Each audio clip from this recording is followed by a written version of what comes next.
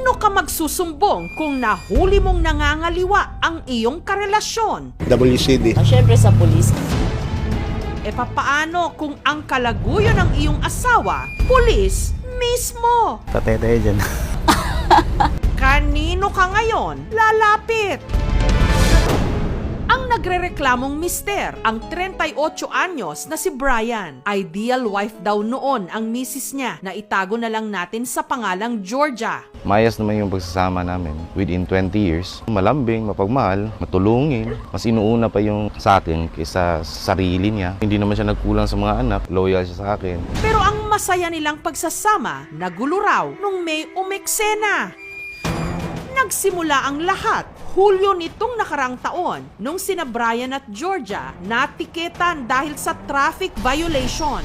Magandang araw po, ma'am. Good morning po. Pinara kami sa tapat ng simbahan sa Bansalan, nahuli. Binigay ni Mrs. yung business number namin. Walang kamalay-malay si Brian na ang pulis pala na sumita sa kanila. Ibang oplan ang ikinakasa. Ayun, doon nagsimula, text-text sila. Hanggang ang pulis na itago natin sa pangalang Jerome, nag-aya raw makipagkita sa misis ni Brian. Pa, aaminin ko na. At inamin ni Georgia na nagkasala siya sa kanyang mister. Siyempre, galit.